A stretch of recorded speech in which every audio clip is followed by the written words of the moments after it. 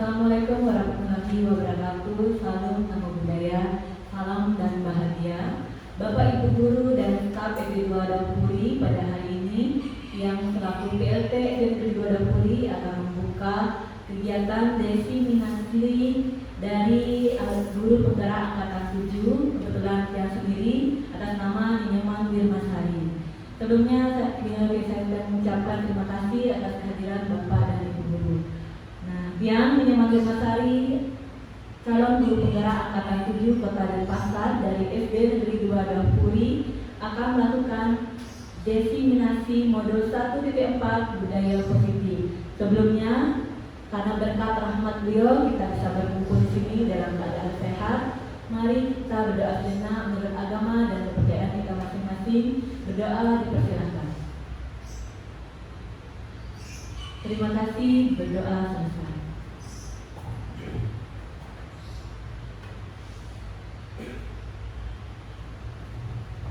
Salam dan bahagia Bapak Ibu guru yang saya hormati, yang berada di sini bukan karena yang lebih bisa dari Bapak Ibu guru, namun yang dari sini dan yang ingin berbagi, bekerja sama dan berkolaborasi dengan Bapak Ibu guru atas pemahaman yang diberikan pada kegiatan guru penggerak angkatan 7 terkait modul dengan judul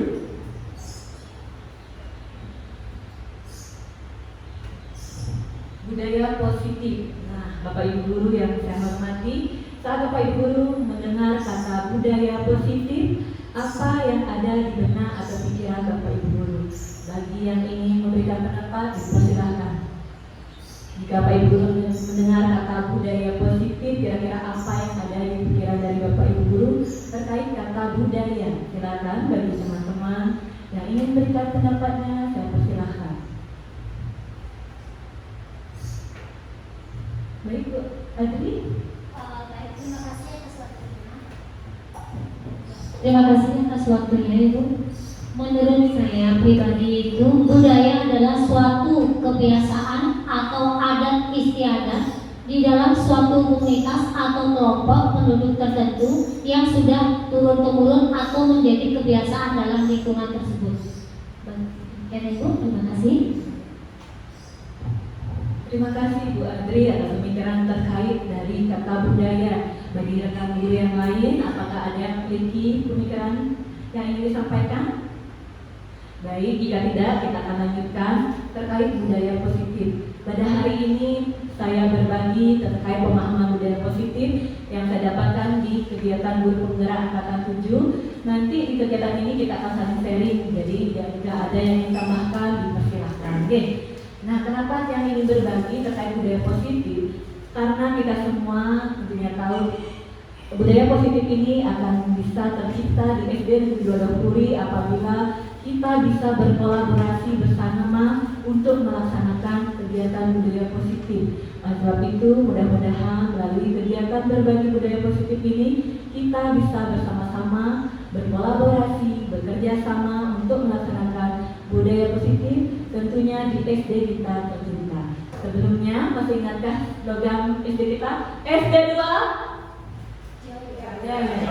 SD2 Jaya. SD2 Jaya.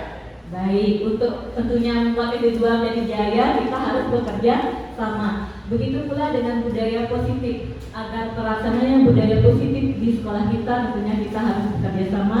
Oleh sebab itu saya berbagi terkait pemahaman budaya positif. Jadi jika ada pemahaman atau miskonsepsi yang selama ini ada di Bapak Ibu guru, nanti bisa diperbaiki bersama-sama.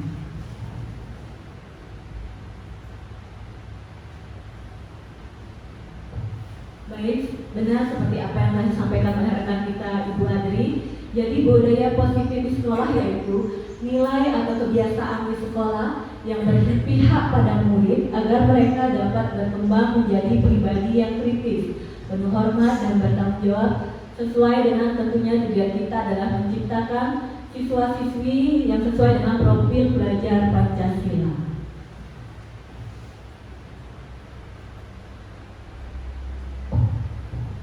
Terkait modul budaya positif ini ada 6 konsep inti yang ingin saya sebarkan atau bagi kepada Bapak Ibu guru. Yang pertama yaitu disiplin positif dan nilai-nilai kebajikan universal teori motivasi, hukuman, penghargaan, dan restitusi. Yang ketiga, keyakinan kelas. Yang keempat, kebutuhan dasar manusia dan dunia berkualitas. Dan materi yang kelima yaitu 5 posisi kontrol. Dan yang terakhir adalah terkait segitiga restitusi. Dari ke-6 materi ini hanya 2 mungkin baru yang dia praktek berikan. Nanti bisa yang tunjukkan videonya agar bisa diikuti oleh Bapak Ibu Guru SD Negeri 2 Daupun.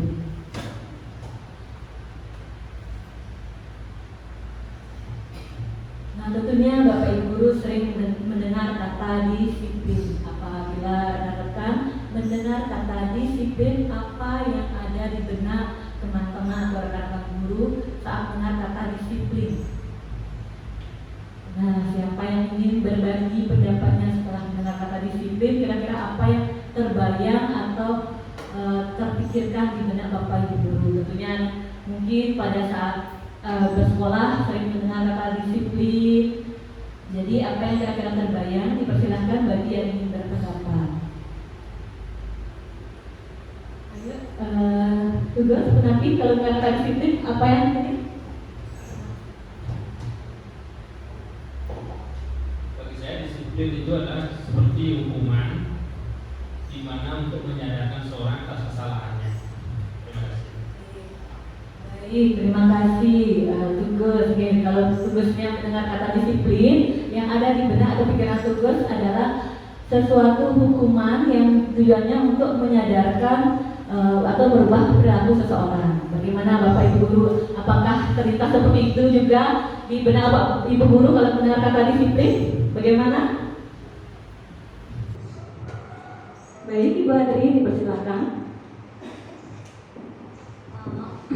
Saya ingin menambahkan sedikit. Kalau menurut saya disiplin itu adalah suatu tindakan yang menjadi suatu kebiasaan untuk diterapkan pada seorang siswa untuk ke arah yang lebih baik. Demikian. Terima kasih Ibu Adri atas pendapatnya. Terima kasih juga untuk tugas. Nah, yang lanjutkan kembali ya terkait disiplin. Sebelumnya mari kita bermain terlebih dahulu, bisa mencari pasangan di sebelahnya ya, berdua-berdua. Cara bermainnya adalah satu orang menjadi A, di mana yang menjadi posisi A menutup tangan, di mana yang dipegang atau yang ada di dalam tangan itu, telapak tangan itu adalah sesuatu yang paling berharga yang kalian miliki. Jadi kita bagi, misalnya dari garis ini menjadi A, kepalkan tangannya. Bayangkan sedang menggenggam sesuatu yang paling berharga. Baik, berarti Bu Wayan yang menjadi A juga, Bu Koma jadi A. Sekarang sisanya yang berpihak menjadi B. Yang berpihak menjadi B, tugasnya adalah berusaha membujuk teman yang mengepalkan tangan agar tangannya terbuka. Baik, bisa dilakukan. Saya berikan waktu 5 menit bersama pasangannya. Silahkan. Satu orang bertugas untuk membujuk, satu orang mengepalkan tangan. Dan ingat, yang ada di tangan kalian adalah sesuatu yang paling berharga yang kalian miliki. Nanti kita lihat, setiap orang itu akan responnya berbeda ya. Berarti Ibu Caca jadi B, merayu untuk membuka ya. Ibu juga ya. Silahkan 5 menit. Bu Komang dengan Bu Renika, Bu Wayan, ada tugas membujuk. 5 menit, silahkan. Bayangkan sesuatu yang paling berharga, ada yang lagi satu yang membujuk. Ayo, saya berikan waktu 5 menit. Kira-kira apa yang terjadi? Mungkin setiap orang akan berbeda-beda. Dia mau dibuka.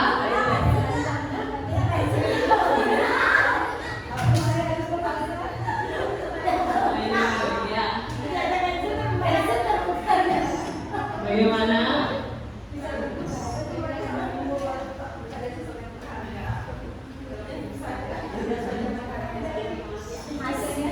Apakah Ibu Air mau membuka? Mau buka? Nanti dengan Bu Adri berusaha dengan taktik-taktik dan strategi yang menjebak. Ya, silakan. Apakah ada yang terbuka atau ada yang membuka dengan ikhlas? Nah.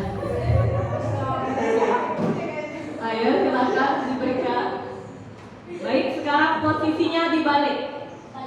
dibalik ya, yang B menjadi A. Jadi yang tadi merayu sekarang dia yang memegang, mengepalkan tangan, yang menjadi membayangkan yang dipegang itu adalah sesuatu yang paling berharga. Ayo silakan.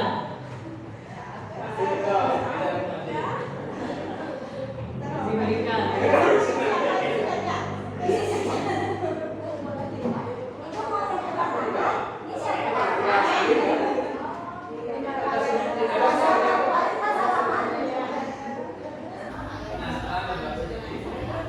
Baik, bagaimana? Baik, terima kasih Bapak Ibu, terima kasih. Baik, saya ingin melihat apa yang terjadi. Mungkin adakah yang membuka tangannya? Ada. Berarti di antara Bapak Ibu tidak ada yang mau membuka tangannya walaupun sudah dibujuk atau dirayu atau diberikan penghargaan atau imbalan, tidak juga membuka tangannya? Siapa? Oh, berarti bukan yang membuka tangannya. Oke. Tidak apa-apa, setiap orang merespon dengan berbeda. Nah, mari kita lihat apa yang sekarang terjadi dengan paradigma ini. Nah, oleh karena itu dikenal dengan teori kontrol ya. Kita sendiri yang memegang kontrol atas kepalan tangan kita. Apakah kita membuka atau menutup kepalan tangan kita, itu tergantung pada diri kita masing-masing sesuai dengan kebutuhan dasar kita. Nah, sesuai dengan psikiater Dr. William dalam kontrol teori yang kemudian hari berkembang namakan choice control, menuliskan beberapa miskonsepsi tentang makna kontrol. Begitu pula dengan anak didik kita atau siswa-siswi kita. Jadi kita itu sebenarnya tidak bisa mengontrol siswa kita, tapi sering terjadi miskonsepsi. Kita merasa bisa mengontrol siswa kita, padahal yang terjadi yang bisa mengontrol diri sendiri hanya diri sendiri. Tidak ada orang lain yang bisa mengontrol diri kita sendiri. Oleh sebab itu nanti kita akan belajar tentang motivasi intrinsik. Jadi seperti yang Bapak Ibu lakukan saat kalian memegang apa yang kalian anggap berharga, jika kalian tidak ingin membuka atau memberikan, tidak akan walaupun dibujuk atau diberikan reward maupun imbalan, tidak akan kalian berikan. Begitu pula dengan siswa-siswi kita. Namun banyak yang berkembang miskonsepsi tentang makna kontrol ini. Bisa dilihat sering yang terjadi miskonsepsi adalah ilusi kita guru mengontrol murid. Padahal sebenarnya seperti yang kita ketahui, yang bisa mengontrol diri sendiri hanya diri sendiri. Guru sebenarnya tidak bisa mengontrol murid. Lebih jelasnya, pada dasarnya kita tidak dapat memaksa murid untuk berbuat sesuatu jikalau murid tersebut memilih untuk tidak melakukannya, walaupun nampaknya guru sedang mengontrol perilaku murid. Hal demikian terjadi karena murid sedang mengizinkan dirinya dikontrol. Saat itu bentuk kontrol guru menjadi kebutuhan dasar yang dipilih murid tersebut. Nah, teori kontrol menyatakan bahwa semua perilaku memiliki tujuan, bahkan terhadap perilaku yang tidak disukai. Nah, inilah miskonsepsi yang sering kita miliki ya. Jadi ilusi guru bisa mengontrol murid. Walaupun kadang murid mau mengikuti apa yang kita lakukan, mungkin pada saat itu dia sedang mengizinkan dirinya untuk dikontrol. Jadi bukan motivasi dari dalam dirinya. Jadi mungkin hanya pada saat itu aja dia mau dikontrol. Ilusi yang kedua, kita sering berpendapat bahwa semua penguatan positif efektif dan bermanfaat. Nah, penguatan positif atau bujukan adalah bentuk-bentuk kontrol. Kita sering mengontrol anak didik atau orang lain dengan penguatan positif. Segala usaha untuk mempengaruhi murid agar mengulangi suatu perilaku tertentu adalah suatu usaha untuk mengontrol murid.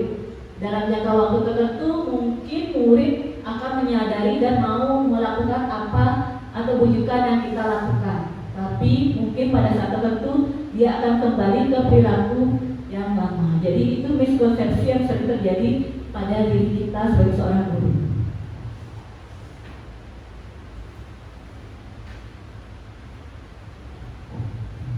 Nah, oleh sebab itu terjadilah suatu paradigma dari teori respon ke teori pilihan atau kontrol, di mana pada teori kontrol dikatakan kita berusaha memahami pandangan orang lain tentang dunia.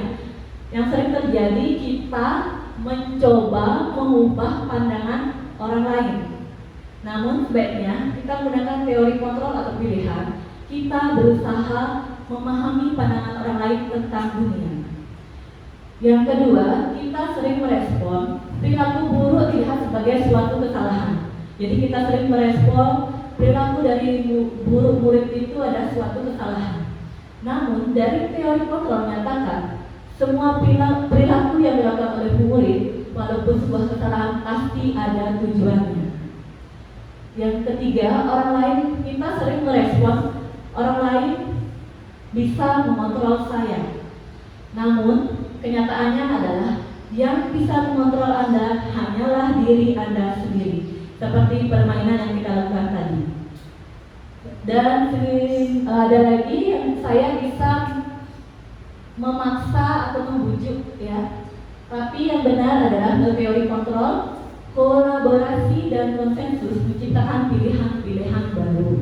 Dan yang terakhir adalah model berpikir menang kalah. Pada teori kontrol pilihannya adalah model berpikir kita adalah menang dan menang. Nah, terkait ini akan saya jelaskan.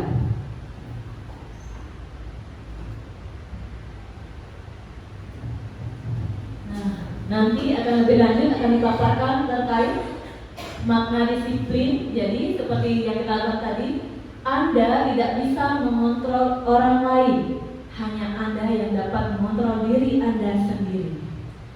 Jadi dengan disiplin kita rubah. Biasanya kita mungkin yang sering terjadi adalah disiplin kita gunakan untuk merubah perilaku murid dengan memberikan peraturan atau hukuman. Jadi nanti disiplin positif yang kita lakukan adalah belajar kontrol diri dengan menggali potensi kita agar tercapai tujuan mulia, yaitu sesuatu menjadi seseorang yang kita inginkan. Jadi kedisiplinan yang akan berasal dari dirinya sendiri, bukan dari orang lain. Yang kedua, nanti kita akan belajar tentang teori motivasi. Nah, motivasi ini ada dua, yaitu eksternal dan intrinsik. Jadi motivasi eksternal itu nanti akan berasal dari pihak luar, sedangkan yang intrinsik itu adalah dari dirinya sendiri. Dan berikutnya nanti kita akan belajar 5 posisi kontrol seorang guru. Ternyata selama ini kita menjadi guru itu ada 5 posisi kontrol. Ada sebagai penghukum, ada guru yang sebagai pembuat rasa bersalah, ada guru yang sebagai teman, ada guru yang sebagai pemantau, dan ada guru yang sebagai manajer. Dari kelimanya ini nanti kita akan belajar menjadi seorang guru yang sebagai manajer.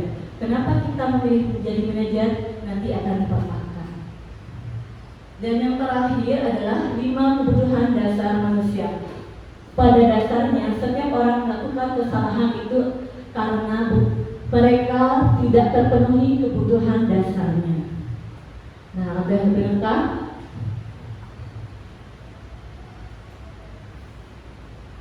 Saya mulai dulu dengan dari makna disiplin. Seperti yang ada di benak tugas tadi, dalam budaya kita makna kata disiplin telah berubah menjadi sesuatu yang dilakukan seseorang pada orang lain untuk mendapatkan kepatuhan. Jadi sering kita gunakan disiplin itu agar orang lain itu patuh dan mau menghargai. Jadi orang yang melakukan disiplin itu tidak merasa nyaman. Namun sebenarnya makna dari kata disiplin adalah disiplina yang artinya belajar. Makna asal dari kata ini berkonotasi dengan disiplin diri dari murid-murid Sokrates dan Plato. Jadi disiplin diri sebenarnya itu adalah membuat orang menggali potensinya menuju sebuah tujuan. Jadi disiplin itu bukan sebuah hukuman yang membuat ketidaknyamanan. Nah, namun yang sering terjadi di budaya kita menganggap disiplin itu adalah sebuah ketidaknyamanan atau hukuman. Nah, oleh karena itu kita sebagai Bapak Ibu guru akan merubah disiplin ini menjadi disiplin diri yang membuat anak didik kita menggali potensi menuju sebuah tujuan dan apa yang dia hargai. Bagaimana caranya? Nanti kita akan pelajari.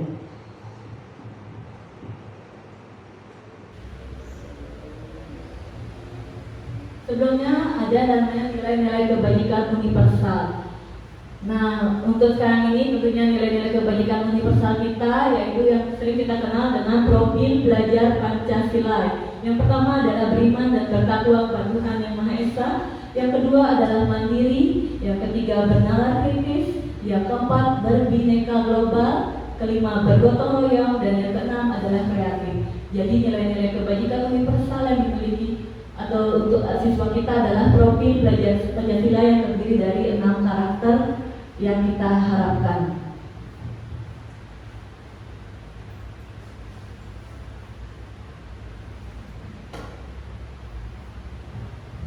Nah, yang lanjutkan ke teori motivasi perilaku manusia. Motivasi itu ada dua, yaitu motivasi eksternal dan motivasi internal. Nah, kalau motivasi eksternal itu berasal dari luar, jadi bukan dari dalam diri. Jika motivasi internal itu berasal dari dalam diri kita sendiri. Sebelumnya saya ingin bertanya kepada Bapak Ibu, di antara motivasi eksternal dan motivasi internal ini, motivasi yang mana yang membuat Bapak, yang bisa membuat Bapak Ibu bertahan melakukan sesuatu? Yang eksternal apa internal? Kenapa motivasi internal bukan motivasi eksternalnya? Kenapa Bapak Ibu, kenapa bukan motivasi dari luar? Misalnya dikasih penghargaan, seperti tadi kita mengulangkan tangan, dipuji, nanti kita kasih hadiah, buka tangannya, kita kasih hadiah. Kenapa bukan motivasi rewardnya, tapi motivasi yang benar-benar ada dalam diri?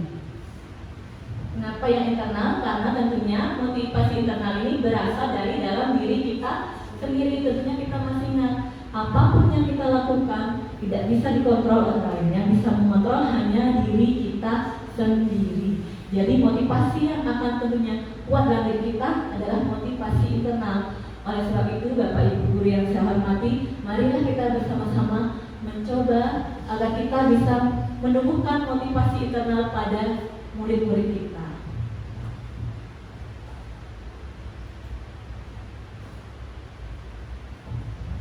Nah, Bapak Ki Haji Anu Dewantara, menurut beliau merdeka itu artinya tidak hanya terlepas dari perintah, akan tetapi juga cakap buat memerintah diri sendiri. Jadi kita sering mendengar kata merdeka. Menurut Bapak Ki Haji Anu Dewantara, Bapak pendidikan kita, merdeka itu tidak hanya artinya kita tidak ada yang memerintah, ya, tapi juga cakap memerintah diri sendiri. Merdeka diartikan bahwa kita bisa cakap memerintah diri kita sendiri.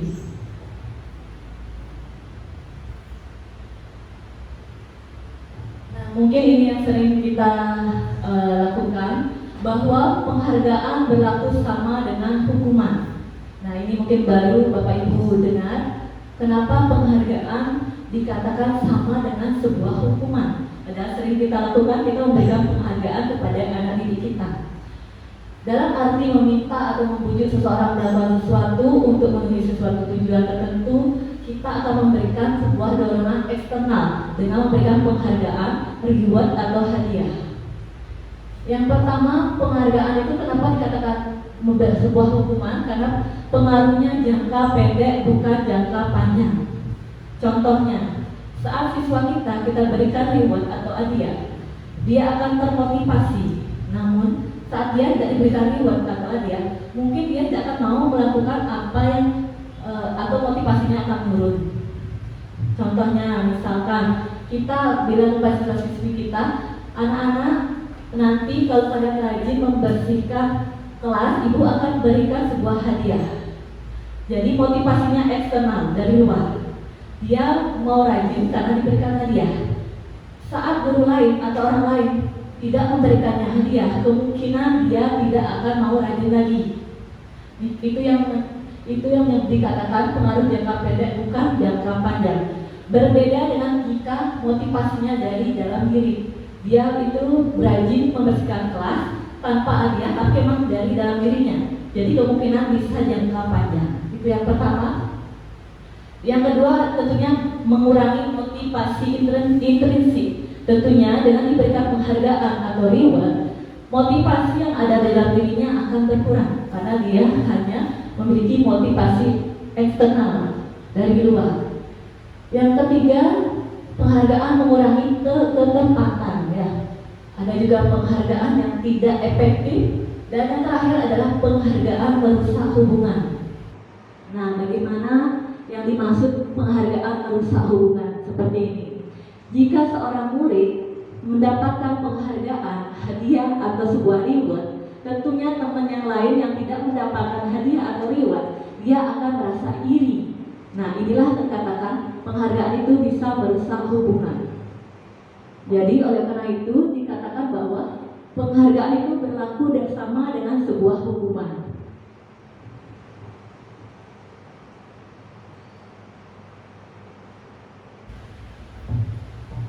Nah, sekarang mungkin kalau hukuman Bapak Ibu sering mendengarnya ya, makin dia akan berbagi dengan konsekuensi. Marilah kita lakukan budaya positif yang baru ini. Kalau yang sering kita lakukan adalah memberikan sebuah hukuman.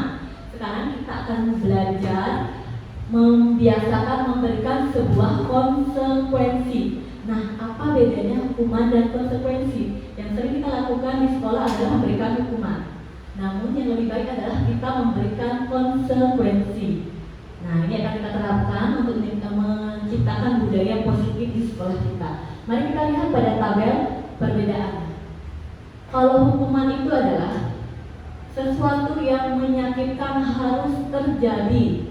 Kalau konsekuensi sesuatu yang harus terjadi. Kalau hukuman membuat anak sakit fisik maupun hati dalam jangka waktu lama. Kalau konsekuensinya membuat anak merasa tidak nyaman dalam jangka waktu pendek. Kalau hukuman anak akan membenci sebuah kedisiplinan. Sedangkan kalau kita berikan konsekuensi, anak akan menghargai disiplin. Kalau kita memberikan hukuman, mendorong anak menyakiti diri sendiri. Kalau kita berikan konsekuensi, mendorong anak agar mudah menyelesaikan diri. Begitu juga dengan konsep diri yang buruk. Kalau kita berikan hukuman, kalau konsekuensi, konsep diri yang baik. Dan yang terakhir, kalau kita berikan hukuman, tentunya anak akan merasa marah, merasa bersalah, dipermalukan, merasa tak dihargai kalau kita hukum ya. Namun kalau kita berikan konsekuensi, anak hanya merasakan kehilangan haknya, tidak nyaman atau diasingkan sementara. Mungkin Bapak Ibu guru masih bingung, mana yang namanya hukuman dan mana yang namanya konsekuensi. Karena yang sering terjadi, yang sering kita lakukan adalah sebuah hukuman. Oleh sebab itu, saya akan mengajak Bapak Ibu guru melihat berikut ini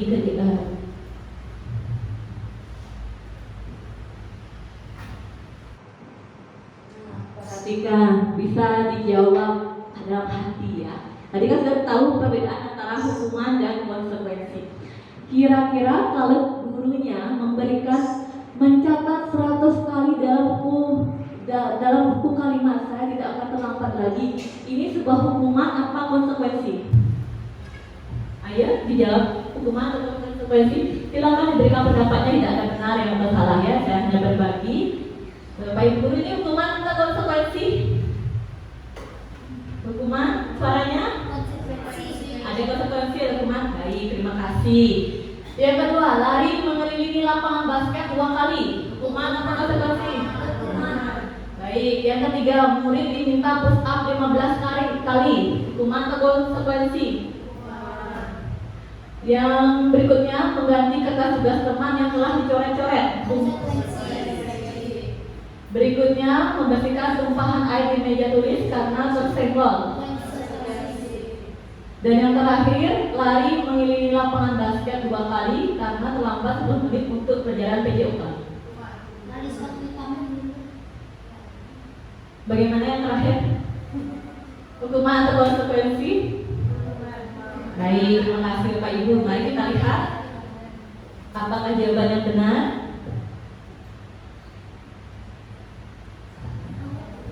Baik, bisa kita lihat. Jadi mencatat 100 kali ini adalah sebuah hukuman. Bisa kita lihat tadi perbedaannya, sebuah paksaan ya. Kita lihat perbandingannya. Yang kedua itu juga sebuah hukuman. Yang ketiga adalah push up, juga sebuah hukuman. Kalau mengganti kertas tugas teman itu adalah sebuah konsekuensi. Jadi mulai sekarang bisa dipakai adalah yang contoh konsekuensi ya. Untuk yang contoh hukuman bisa kita stop sampai di sini karena kita sudah tahu bagaimana perbedaan antara kita melakukan hukuman dan konsekuensi. Berikutnya, membersihkan tumpahan air di meja tulis karena tersenggol itu termasuk konsekuensi, dan murid disuruh tidak mengenakan sepatu seharian itu sebuah hukuman. Kalau lari mengelilingi lapangan basket 2 kali karena terlambat 10 menit untuk pelajaran PJOK itu hanya sebuah konsekuensi. Jadi Bapak Ibu guru melalui kegiatan berbagi ini, mudah-mudahan budaya positif di SD 2 bisa kita lakukan. Kita akan mencoba melakukan sebuah konsekuensi terhadap perilaku peserta didik kita. Jadi kita kurangi hukumannya karena kita sudah melihat perbedaan dari hukuman dan konsekuensi.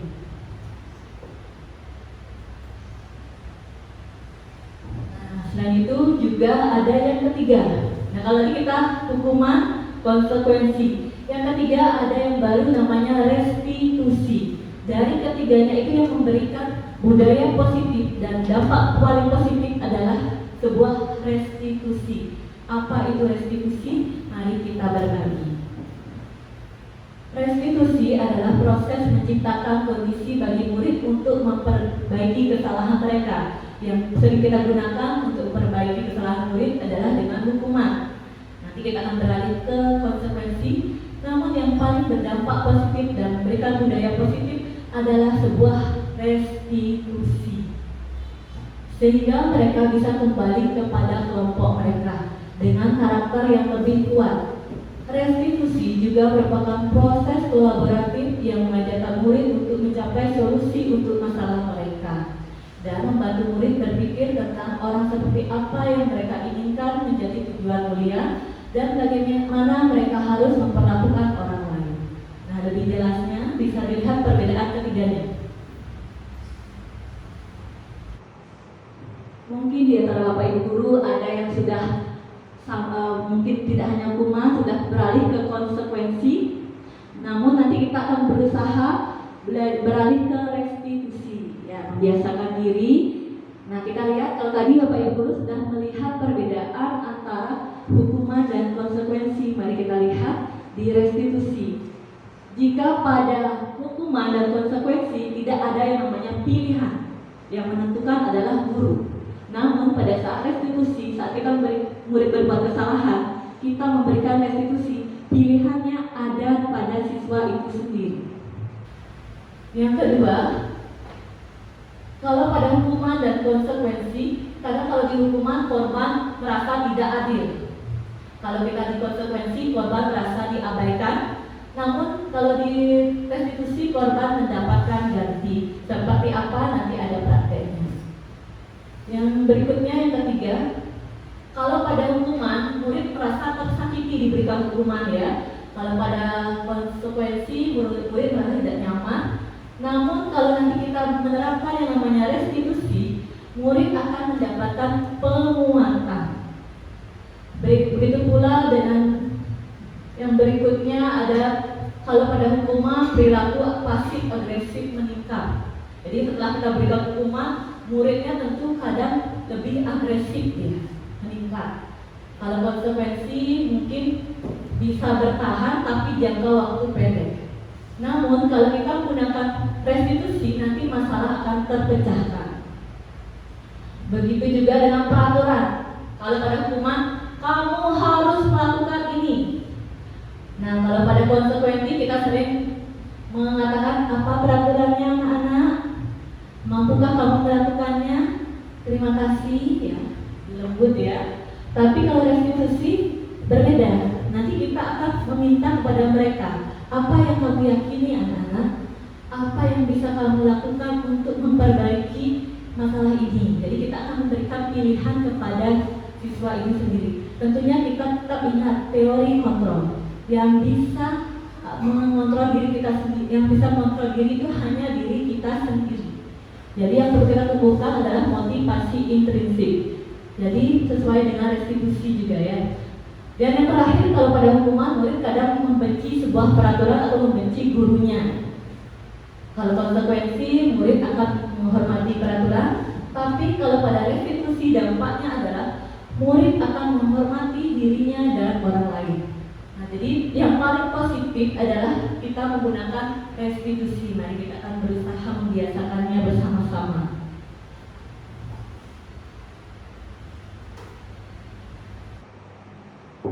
Mungkin dari tadi Bapak Ibu sudah mendengar kata restitusi, dan mungkin ini juga baru di benak atau pikiran Bapak Ibu terkait restitusi. Nah, apa saja yang ciri-ciri yang mana sih termasuk restitusi? Ada 9 ciri-cirinya. Yang pertama, bukan untuk menebus kesalahan. Kalau hukuman kan kadang, atau hukuman dan konsekuensi kadang berguna untuk menebus kesalahan. Kalau restitusi adalah untuk belajar dari kesalahan. Jadi bedanya, kalau restitusi itu belajar dari kesalahan, bukan menebus. Yang kedua, cirinya adalah memperbaiki hubungan. Yang ketiga, cirinya adalah tawaran, bukan paksaan. Dan yang keempat, restitusi itu akan menuntut untuk melihat ke dalam dirinya. Dan yang kelima, restitusi mencari kebutuhan dasar yang mendasari tindakan. Dan yang keenam, restitusi diri adalah cara yang paling baik. Yang ketujuh, restitusi itu fokus pada karakter, bukan tindakan. Dan yang ke-8, restitusi fokus pada solusi. Dan yang terakhir, ciri dari restitusi adalah mengembalikan murid yang berbuat salah pada kelompoknya.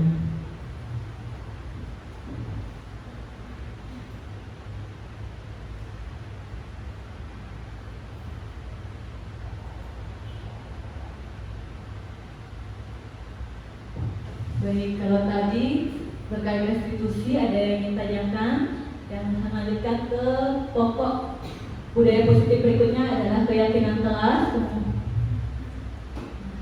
Dari konsep inti budaya positif yang coba dan praktikkan di kelas adalah keyakinan kelas dan restitusi.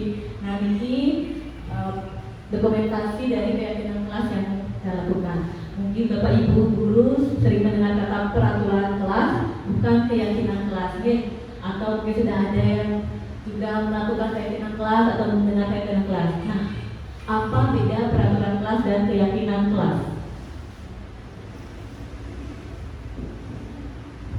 Yang sering kita dengar adalah peraturan kelas, kan di kelas masih ada peraturan kelas.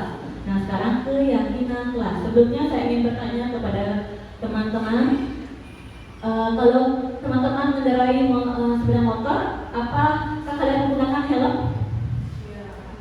Kenapa Bapak Ibu guru menggunakan helm? Yakin dengan helm itu bisa melindungi? Yakin? Nah, begitulah keyakinan yang kedua. Mengapa kita memiliki peraturan menggunakan masker pada saat pandemi? Kenapa Bapak Ibu guru mau menggunakan masker saat pandemi?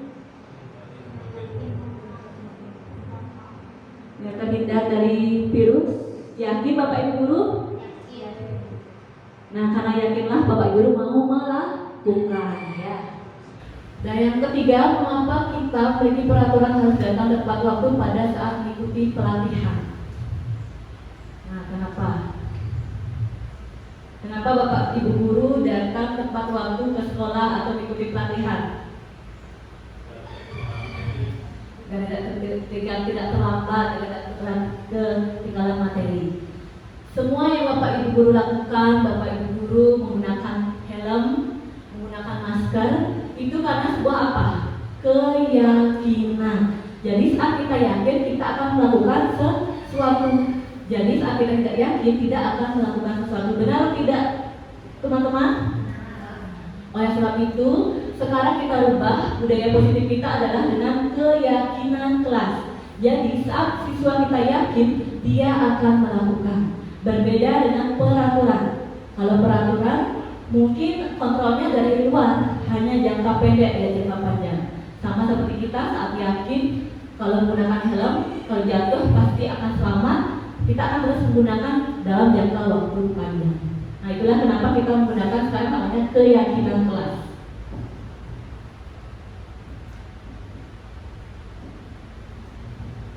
Nah, bagaimana prosedur atau cara membuat keyakinan kelas? Nah, yang pertama, mempersiapkan warga sekolah atau murid-murid sekolah atau kelas untuk berpendapat. Jadi nanti Bapak Ibu guru yang ingin mencoba, ya, desain pertama yang dilakukan adalah curahkan pendapat tentang peraturan yang perlu disepakati di kelas. Yang kedua, bisa dicatat apa saja masukan murid. Nah, boleh di poster atau media-media lainnya. Jadi apapun curahan murid bisa dituliskan. Yang ketiga, nah di sini yang berbeda, yang perlu yang tekankan. Pembentukan keyakinan gunakan kalimat positif. Yang sering terjadi kita membuat sebuah peraturan itu adalah dilarang membuang sampah sembarangan. Jadi itu kalimat negatif. Jadi kita kalimat positifnya adalah membuang sampah pada tempatnya.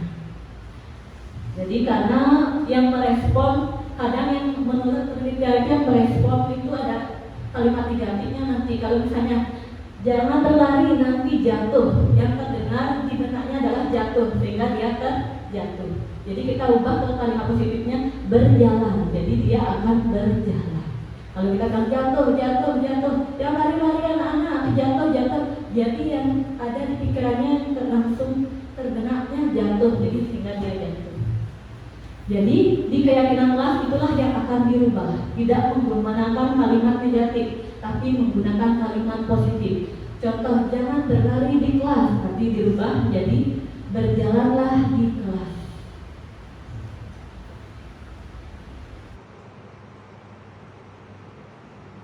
Setelah kita mengubah kalimat negatif menjadi positif, dan berikutnya yang kelima adalah tinjau ulang keyakinan sekolah atau kelas secara bersama-sama. Jadi nanti ditinjau sama siswa-siswinya yang ada di kelas, nanti bisa dikelompokkan yang mana yang akan dipilih yang menjadi keyakinan kelas.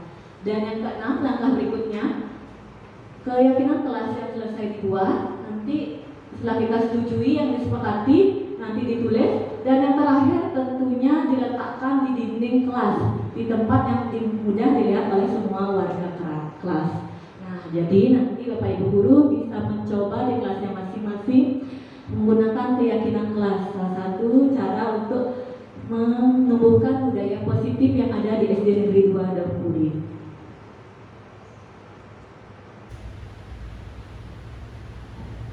Nah, konsep inti berikutnya yaitu kebutuhan dasar manusia. Kebutuhan dasar manusia ini ada kebutuhan dasar untuk bertahan hidup, kasih sayang dan rasa diterima, kebutuhan pengakuan atau kemampuan, kebutuhan kebebasan, kebutuhan kesenangan. Sebenarnya anak didik kita membuat kesalahan itu karena ada salah satu atau beberapa kebutuhan dasarnya tidak terpenuhi. Jadi sebenarnya mereka itu membuat kesalahan itu sebenarnya adalah karena ada salah satu atau beberapa kebutuhan dasar yang tidak bisa dipenuhi.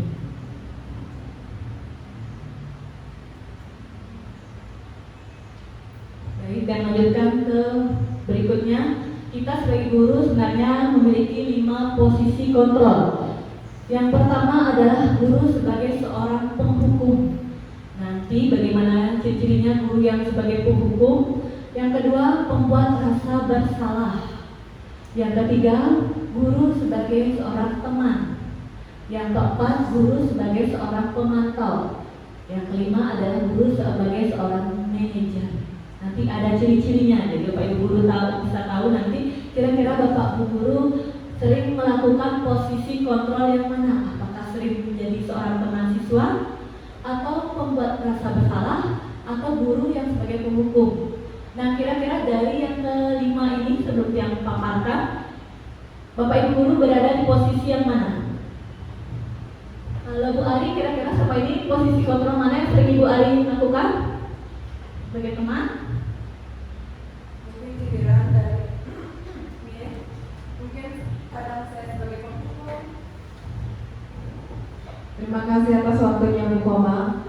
Mungkin saya sebagai guru, kadang saya sebagai penghukum, kadang sebagai teman, sebagai pemantau juga, dan yang lain. Mungkin di satu sisi sebagai penghukum, sebagai teman, dan yang lainnya. Baik, terima kasih atas pendapatnya Ibu Ari ya. Mungkin ya Bu Ari kan jadi penghukum pernah, jadi teman juga ya, pembuat rasa bersalah juga pernah. Kalau Ibu Caca sering mengambil posisi kontrol sebagai apa? Terima kasih waktunya Koma. Kalau saya biasanya posisi kontrol sebagai teman pernah, membuat rasa bersalah pernah, dan lainnya juga pernah. Baik, Baik, terima kasih atas pendapatnya Ibu Caca, ya. Bapak Ibu guru yang lain bisa dalam hati ya dijawab. Kira-kira sering mengambil posisi kontrol yang mana? Melalui kegiatan berbagi budaya positif ini, dari kelima posisi kontrol ini yang paling positif adalah posisi sebagai manajer. Kenapa posisi kontrol sebagai manajer? Bisa dilihat perbedaannya pada tabel berikut ini.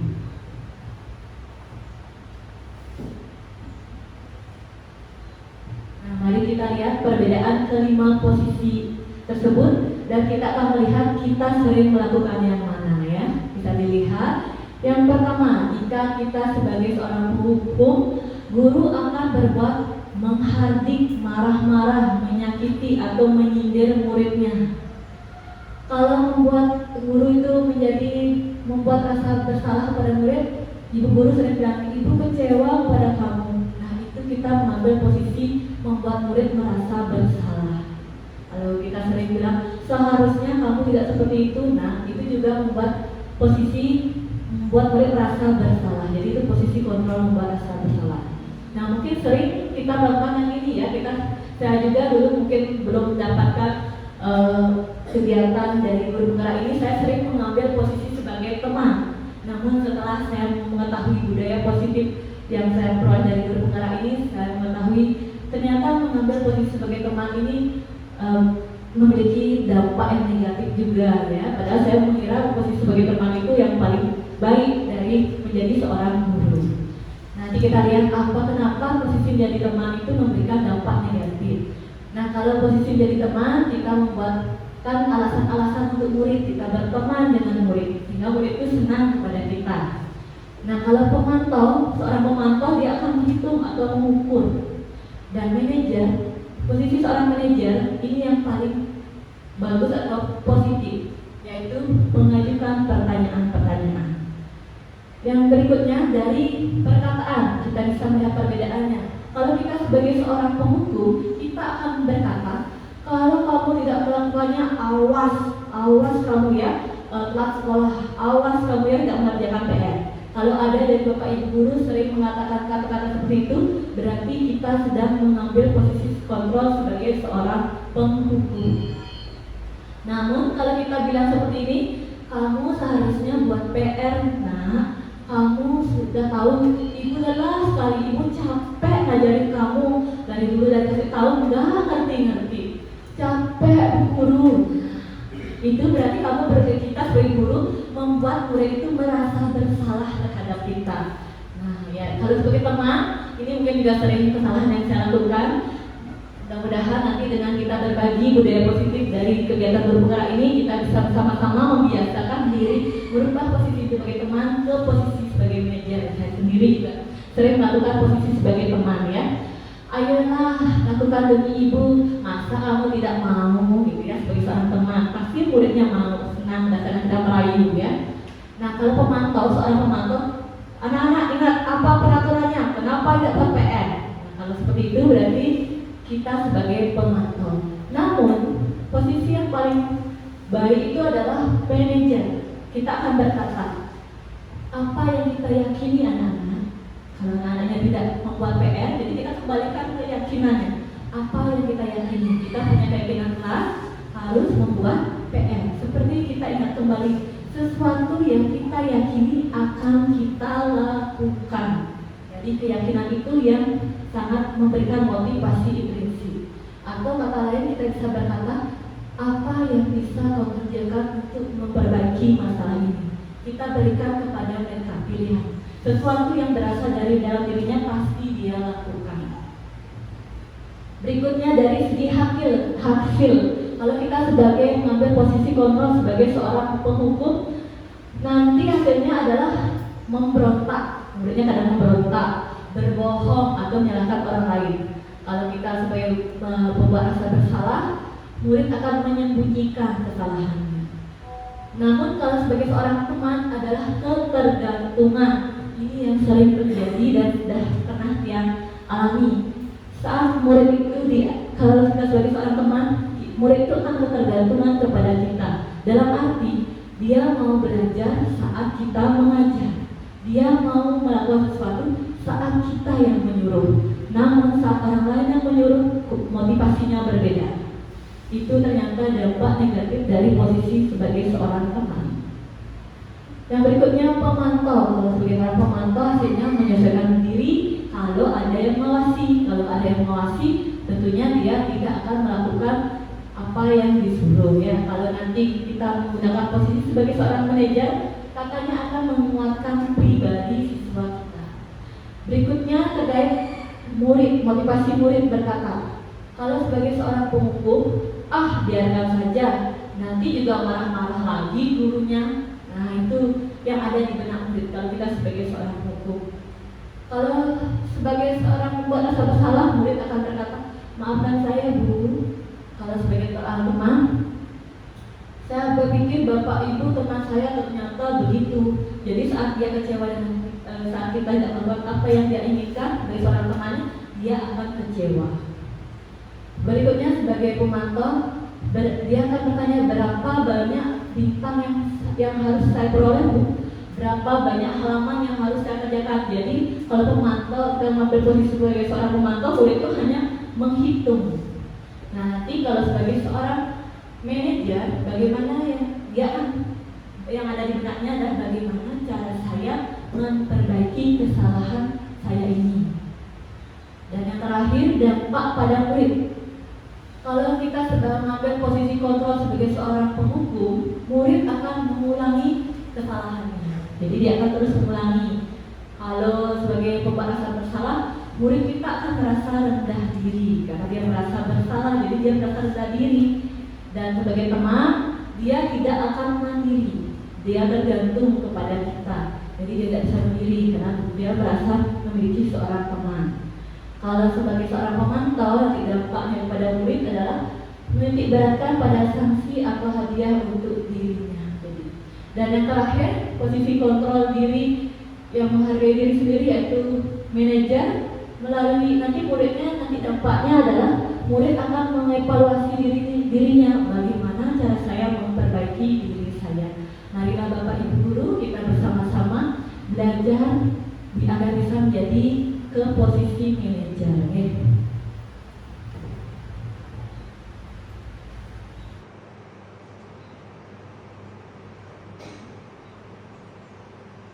Baik, untuk lebih menguatkan pemahaman Bapak Ibu Guru terkait 5 posisi kontrol ini, kita lihat pernyataan berikut ini. Yang pertama, saya kecewa sekali dengan kamu. Itu mengatakan posisi yang bagaimana? Kontrol yang mana berarti kita? Membuat rasa bersalah. Kamu tidak pernah benar melakukannya. Kalau seperti itu, posisi kontrol sebagai penghukum. Kalau ayo lakukan demi ibu dan bapak, kalau itu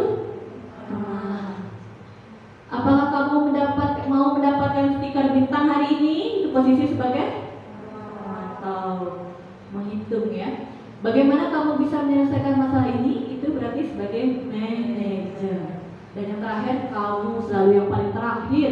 Itu posisi penghukum. Nah, mari kita bersama-sama bisa dilihat pernyataan-pernyataan ini. Kita nanti ke depannya untuk meningkatkan budaya positif di SD Negeri 2 Dapuri, kita akan berusaha mengambil posisi sebagai manajer.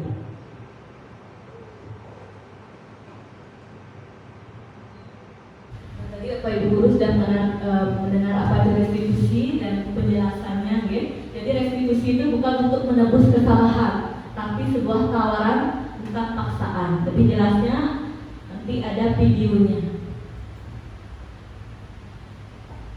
Nah, dalam restitusi itu ada 3 langkah yang kita lakukan. Yang pertama adalah menstabilkan identitas. Jadi di langkah awal, saat kita bertemu dengan murid yang memiliki masalah, kita stabilkan identitasnya dulu. Dalam arti, jangan membuat dia merasa gagal. Stabilkan identitasnya menjadi orang yang sukses, merubah dia yang gagal menjadi yang sukses. Seperti apa pertanyaan-pertanyaannya dan bagaimana nanti ada praktek baik yang saya lakukan.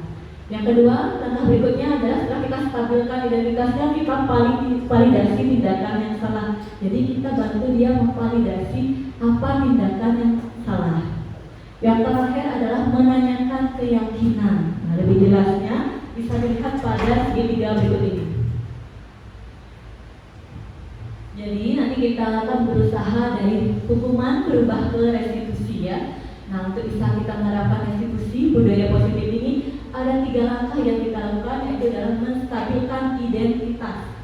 Dengan cara setiap orang, mungkin kita bilang setiap orang pasti pernah melakukan kesalahan. Setelah itu dengan validasi kebutuhan. Jadi validasi yang mana kebutuhan yang atau kamu tentunya punya alasan mengapa melakukan kesalahan itu. Dan yang terakhir tentunya menanyakan keyakinan, nilai-nilai apa yang telah kita sepakati. Baik, ini yang terakhir, praktik pendapat gagal restitusi yang dia lakukan pada salah satu siswa kita, Dede Arya. Di mana Dede Arya, siswa SD 2 Dampuri, sering tidak menggunakan masker. Padahal kita ketahui SD kita adalah area kawasan wajib masker. Saya mencoba merestitusi Dede Arya agar dia memiliki keyakinan untuk menggunakan masker.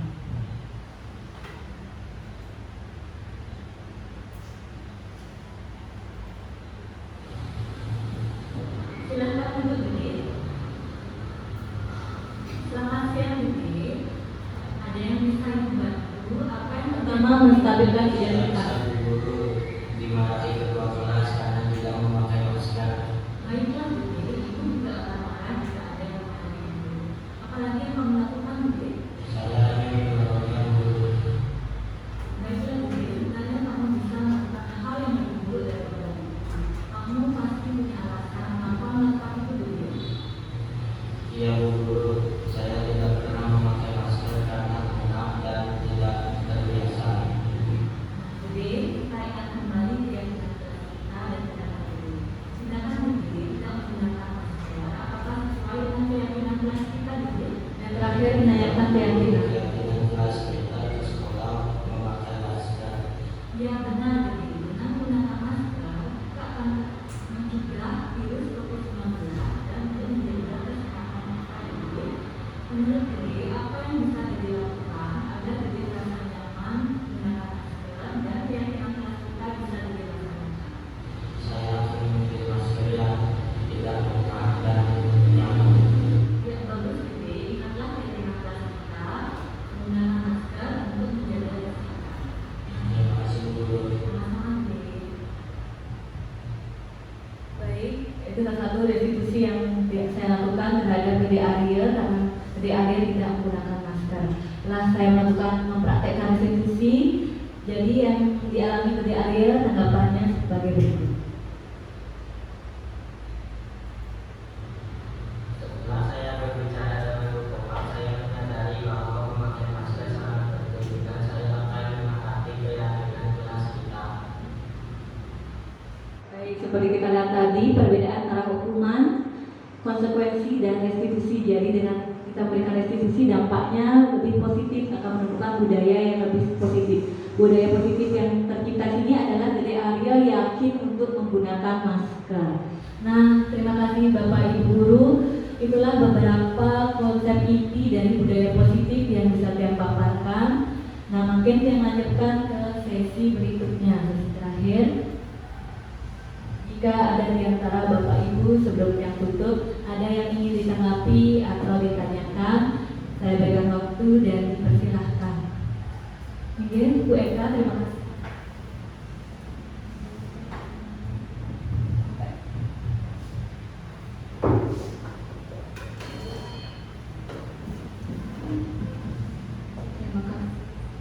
Terima kasih atas waktunya Bu Kemang. Mohon izin, saya memiliki siswa yang bernama Desi. Dia senang sekali mengganggu teman dan mengambil barang milik temannya. Kira-kira kebutuhan dasar apa yang perlu dipenuhi untuk menangani kasus Desi? Terima kasih Bu Kemang. Terima kasih Bu Eka atas pertanyaannya. Bu Eka memiliki seorang siswa bernama Desi yang sering mengejek temannya atau berbuat atau mengambil barang milik temannya yang lain. Tentunya seperti yang katakan tadi bahwa anak itu berbuat kesalahan pada dasarnya karena kita tidak memenuhi kebutuhan dasarnya. Kita lihat kembali.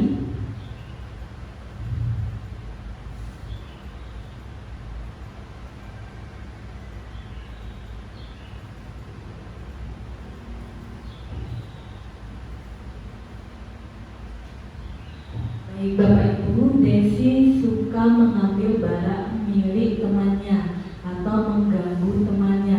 Kira-kira menurut Bapak Ibu guru, dari kebutuhan dasar ini yang mana kebutuhan dasar yang tidak kita penuhi terhadap Desi sehingga dia ingin perhatian temannya dengan mengambil barang milik temannya atau mengganggu temannya? Bapak Ibu guru yang mana? Apakah bertahan hidup? Atau rasa kasih sayang yang rasa diterima? Atau penguasaan, kebebasan, kesenangan, bagaimana? Baik, bisa kita lihat Desi itu sebenarnya kebutuhan dasar yang belum kita penuhi sebagai seorang guru adalah dia ingin disayangi, kasih sayang dan rasa diterima. Dia ingin diterima oleh lingkungan dan teman-temannya. Dia ingin disayangi oleh teman-temannya dan mungkin oleh gurunya. Oleh sebab itu dia ingin diperhatikan dengan cara mengambil barang milik temannya. Jadi Bapak Ibu guru, marilah kita bersama-sama menanamkan budaya positif. Saat murid kita atau siswa-siswi kita melakukan kesalahan, mari kita lihat dulu kira-kira kebutuhan dasar yang mana yang belum kita berikan kepada siswa kita. Setelah kita mengetahui kebutuhan mana, mari kita sama-sama biasakan diri bantu dia dan berikan kebutuhan dia. Jadi Desi, Bu Eka, nanti teman-temannya boleh diberikan agar dia diperhatikan. Bagaimana caranya agar Desi merasa diterima oleh teman-temannya dan diberikan kasih sayang yang lebih. Otomatis nanti kemungkinan Desi akan berubah menjadi ke lebih positif. Terima kasih. Apakah ada lagi yang memberikan tanggapan atau pertanyaan? Baik, Bu Caca. Baik, terima kasih atas waktunya Bu Komang. Saya ingin bertanya, Bu, jika saya ingin mencoba restitusi siswa saya untuk menstabilkan identitas, kalimat-kalimat apa yang bisa saya katakan?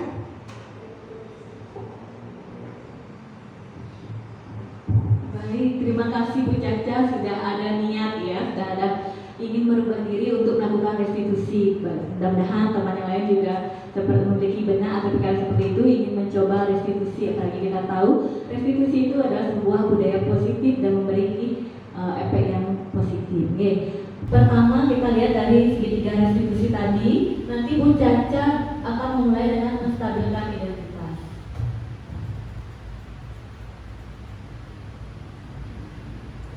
Jadi saat Bu Caca ingin menstabilkan identitas, saat murid Bu Caca melakukan kesalahan, bisa katakan, nah, setiap orang pasti pernah berbuat salah. Jadi saat dia melakukan kesalahan atau dilaporkan oleh temannya, panggil dia dari tempat yang nyaman bersamanya dan katakan padanya, nah, setiap orang itu pasti pernah merasa bersalah. Kamu bukan satu-satunya orang yang pernah melakukan kesalahan. Kita ini bukan manusia yang sempurna. Dengan demikian dia akan identitasnya stabil. Dari dia merasa gagal atau bersalah, dia akan merubah ke positif. Jadi salah satu caranya bisa dengan berkata, setiap orang pernah berbuat kesalahan, atau nah, setiap orang tidak sempurna. Ibu guru juga pernah salah. Ini Bu Caca, terima kasih. Baik Bapak Ibu guru, apakah ada yang ingin bertanya lagi? Baik, jika tidak, saya mengucapkan terima kasih. Melalui kegiatan berbagi modul 1.4 budaya positif ini, mari kita akan coba bersama-sama di sekolah kita, di sekolah yang kita cintai, SD Negeri 2 Daunuri. Bagaimana Bapak Ibu guru, kira-kira siap untuk melaksanakannya? Terima kasih Bapak Ibu guru, kita sambil jalan kita akan berbagi bersama, berkolaborasi dan bekerja sama. Terima kasih atas waktunya dan untuk Pramashanti.